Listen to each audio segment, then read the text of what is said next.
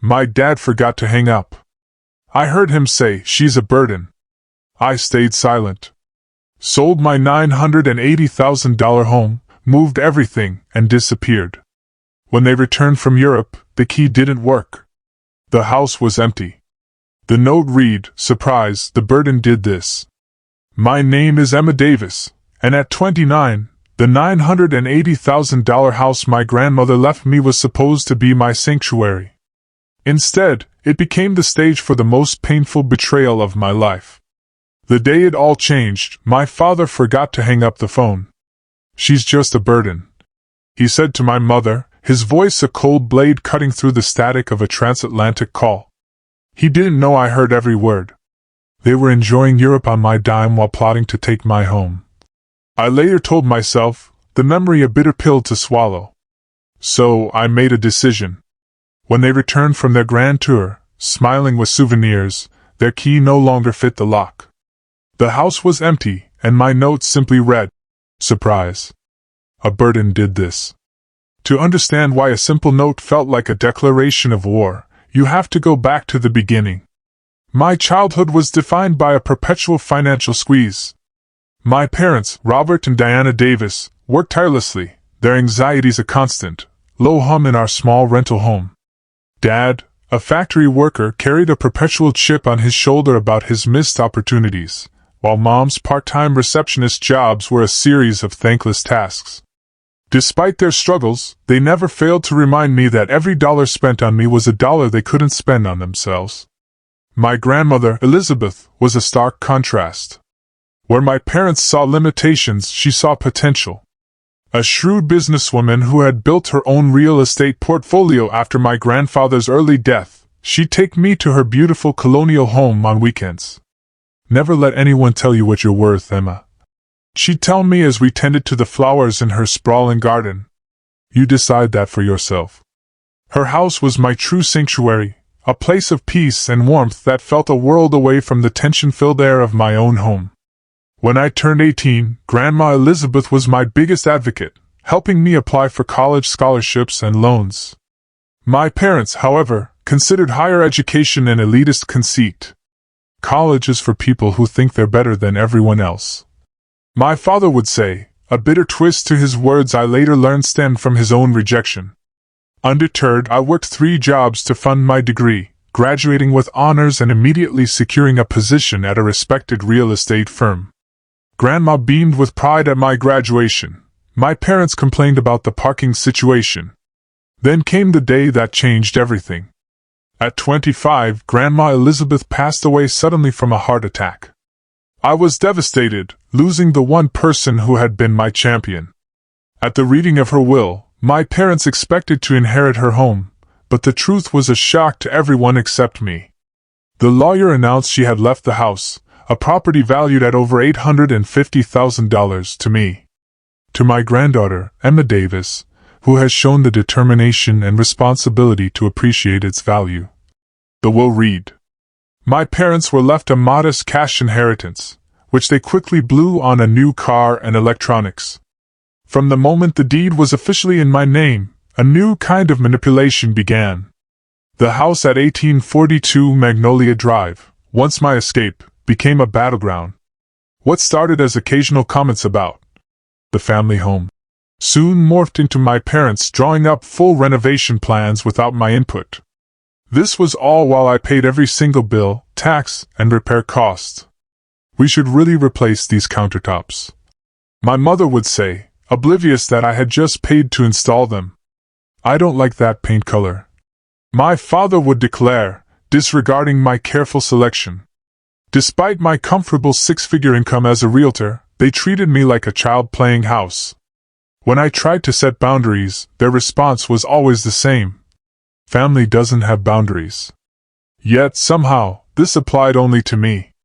After 3 years of this suffocating arrangement, my parents announced their plans for a 3-month European vacation, a trip they had always dreamed of. What they failed to mention was how they would fund it. "We can use the equity in the house," my father casually suggested one Sunday dinner. My blood ran cold. "You mean my house?" I asked, my voice barely a whisper. "Don't be selfish, Emma," My mother chimed in. It's the family home. Your grandmother would have wanted us all to benefit from it. I refused to take out a home equity loan for their trip, but in a desperate, final attempt to earn their approval, I made the mistake of offering to help with some of the expenses. Before I knew it, I was funding the entire trip, flights, accommodations, and spending money. They complained that the hotels weren't centrally located enough, and took my kindness for granted. The day before they left, I overheard my mother on the phone with her sister. Of course Emma's paying, she said. It's the least she can do considering we let her keep the house. It was a staggering statement, but I was so starved for their approval that I still wanted to believe they loved me. I had no idea the full extent of their plans. The turning point came on a Tuesday afternoon in June. My parents had been in Paris for 6 weeks. I was at home when I noticed the kitchen sink, which my father had fixed, was leaking. I needed the warranty information, so I dialed his international number. Hello? His voice was distant and impatient. Hey, Dad, quick question about the kitchen faucet warranty. It's leaking. He sighed heavily. Can't this wait until we get back? Water is currently damaging the cabinet beneath the sink. I explained, my irritation barely contained. I just need to call the company. Fine. He muttered. Your mother and I are about to go to dinner. We ended the conversation, or so I thought. I heard the rustling of his pocket as he put the phone away, but the call never disconnected. I was about to hang up when I heard his muffled voice. Who was that? My mother asked. Just Emma, complaining about the house again. My father said, his voice clearer now as if he'd taken the phone out of his pocket but still thought the call was over. I swear all she does is find problems with that house. My mother complained. I don't understand why your mother left her that house in the first place. It should have gone to us. My stomach dropped. I knew I should have hung up, but I couldn't. I just listened.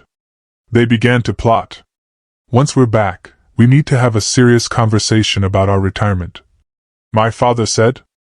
Emma needs to understand that house is our security for the future. She's been a burden from the start. He continued, his voice hard and clear. All those years of expenses, college, everything. Now she has this valuable property dropped in her lap and she thinks she deserves it. The word burden echoed in my head, a gunshot that shattered every illusion I had. They laughed together, a synchronized, sinister sound. She's also easily manipulated. My mother added. Remember how quickly she agreed to pay for most of this trip? All I had to do was mention family obligation a few times. My hand was shaking so badly I nearly dropped my phone. I fumbled for my other cell phone and started recording. I heard them discussing how they would work on her, exploiting my need for their approval, until I finally signed the house over. And if worse comes to worse, my mother added, we're living there anyway. Possession is 9/10 of the law. She never evicted her own parents. They continued to discuss their plans for the house, claiming the master bedroom, and even plotting to stop me from buying a vacation property. For 15 minutes, I sat frozen, tears streaming down my face as my world imploded. When the call finally disconnected, I was left in complete silence, the phone still clutched in my hand. The house my grandmother had entrusted to me, the home I had loved and maintained, was nothing but a resource to them, and I was merely a means to an end. Something inside me broke that day, but something else, something harder, colder, and more determined, took its place. I looked around at the life they had gradually taken over, from my father's recliner in the prime living room spot to my artwork replaced by my mother's decorative plates. I wiped my tears, took a deep breath, and made a decision. If I was such a burden, it was time to lift that weight from their shoulders permanently. For the next 3 days, I called in sick to work. My realtor brain kicked in, and I started a detailed plan. No emotional decisions. My first call was to Patricia Winters, a family law attorney I knew. She confirmed I had no legal obligation to house my parents, and the house was mine to do with as I pleased. The only complication was their belongings, which I needed to handle with care. Next, I contacted Marcus Wilson, a top realtor specializing in quick, discreet sales. I needed to sell my house fast, and without any public listings. The price would take a hit, dropping from a market value of $980,000 to around $900,000, but I was willing to pay that price for my freedom. Marcus agreed to private showings for his pre-qualified buyers. My days became a blur of logistical planning. I created a meticulous spreadsheet of all the items in the house.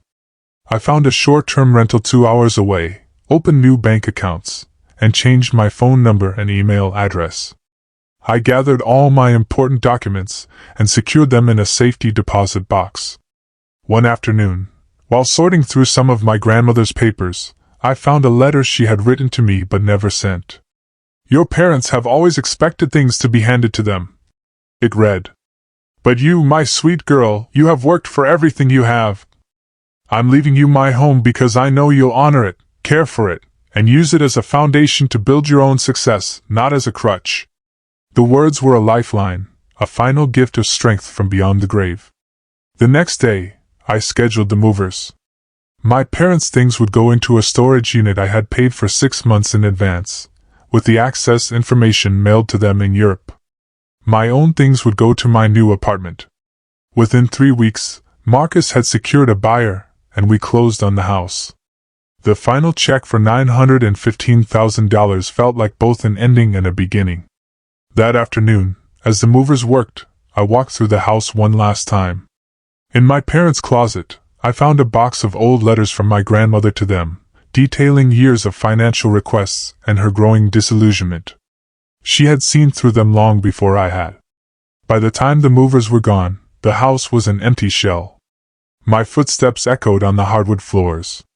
In the kitchen, I placed the note I had written on the granite countertop. Surprise!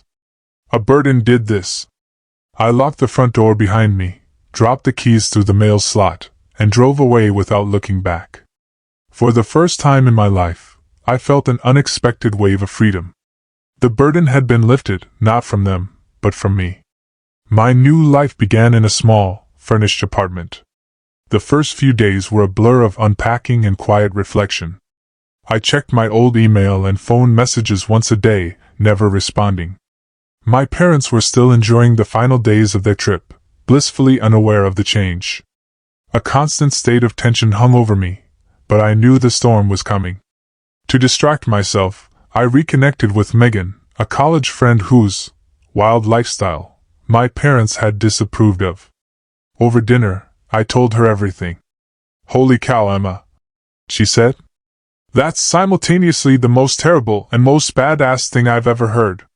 Her validation was exactly what I needed. Maybe I wasn't overreacting. Maybe this was the only way. I also began weekly therapy sessions with Dr. Sarah Palmer, a specialist in family trauma, to address not just the betrayal but the lifetime of conditional love that had preceded it. 10 days after the house closing, my old phone exploded with notifications. My parents had returned home to find their key didn't work. The messages escalated from confusion to demands, threats, and finally, fake worry. "We found your note." A final voicemail from my father stated, "This is our home too. You had no right to sell it. We're consulting an attorney." I saved all the messages but responded to none. I was ready for them. When they showed up at my real estate office, my boss's acceptance and support reassured me that I wasn't alone. "It wasn't their house, it was mine," I explained to her calmly, and she believed me. 2 weeks after their return, they found my new email address and sent a lengthy message, filled with their version of events. They were willing to forgive me if I would use the sale proceeds to buy a new property for all of us to live in. The audacity was impressive, even in my new state of mind. I didn't respond. I forwarded it to my attorney, who simply advised me to maintain my distance. 6 months later, I was fully settled. I had purchased a charming townhouse in Richmond, a couple of hours from my old home. It was smaller than my grandmother's house, but it was mine in every way that mattered. My new professional life was thriving, and I found a particular passion for helping first-time home buyers, making sure they understood every document and every right they had. Everyone deserves to know exactly what they're agreeing to, I tell them, thinking of my own journey. In therapy, Dr. Palmer gave a name to my experience: financial abuse. Using money and resources as tools of control and manipulation, she explained. The term hit me with a jolt of recognition. All of it, the pressure, the guilt, the plans to take my home, was a form of abuse, and my decision to protect myself was the appropriate response. An idea began to form, a way to use my experience to help others. I developed a workshop for first-time home buyers, especially women, on recognizing and preventing financial manipulation. I called it Building Foundations: Financial Autonomy in Major Life Decisions. My boss, Vanessa, was thrilled. The first workshop was a huge success, and a local women's magazine asked to interview me about the program. Through this article, I reconnected with my grandmother's sister, Aunt Judith. Elizabeth faced similar struggles with your father, she told me over lunch. She saw so much of herself in you, the independence, the work ethic. It's why she left you the house. She knew you'd use it as a foundation, not a crutch. On the 1-year anniversary of selling my grandmother's house, I drove to the cemetery and sat by her headstone with a bouquet of her favorite flowers. I reflected on how much had changed. The pain had transformed into acceptance. My parents were who they were. Their behavior reflected their limitations, not my worth. The true burden I had carried my whole life wasn't being their daughter. It was the exhausting effort of trying to earn love that should have been freely given. That evening, surrounded by friends who had become my chosen family, I raised a glass in a private toast. To my grandmother. To my journey. And to the woman I was still becoming, unburdened, uncompromised, and finally, truly free.